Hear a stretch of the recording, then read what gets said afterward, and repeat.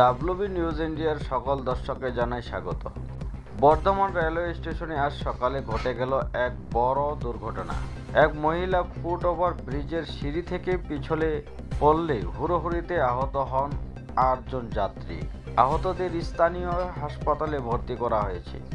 কারো অবস্থা আশঙ্কাজনক নয়। দুর্গাপুর মেডিকেল কলেজের ছাত্রীর ধর্ষণ মামলায় আরও এক অভিযুক্ত গ্রেপ্তার। পরিবারের পক্ষ থেকে মুখ্যমন্ত্রীর মন্তব্যের তীব্র প্রতিবাদ জানানো হয়েছে। মুখ্যমন্ত্রী মমতা বন্দ্যোপাধ্যায় অভিযোগ করেছেন, উত্তরবঙ্গের বন্যার জন্য ভুটানের জলাধার খোলার সিদ্ধান্ত দায়ী। তিনি বলেছেন, ভুটানকে এর ক্ষতিপূরণে দিতে হবে। পশ্চিমবঙ্গ থেকে আজ আনুষ্ঠানিকভাবে বর্ষা বিদায় নিল। তবে এবার কলকাতায় স্বাভাবিকের চেয়ে প্রায় 23% বেশি বৃষ্টি হয়েছে। আগামী কয়েকদিন রাজ্য থাকবে রোদেলা আকাশ। রাজ্য সরকার ঘোষণা করেছে 6টি শহরে বিদ্যুৎ লাইন ভূগর্ভে যাবে এবং নতুন 25টি ফায়ার স্টেশন তৈরি হবে। সরকারের দাবি, এতে নাগরিক পরিষেবা আরও উন্নত হবে। ভারত ও যুক্তরাষ্ট্রের মধ্যে ওয়াশিংটনে শুরু হলো নতুন বাণিজ্য বৈঠক। মূল আলোচ্য বিষয়, জ্বালানি আমদানি ও প্রযুক্তি বিনিয়োগ।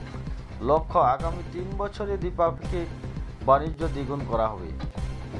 ভারত ও কানাডা সম্পর্কে নতুন অধ্যায় শুরু হয়েছে।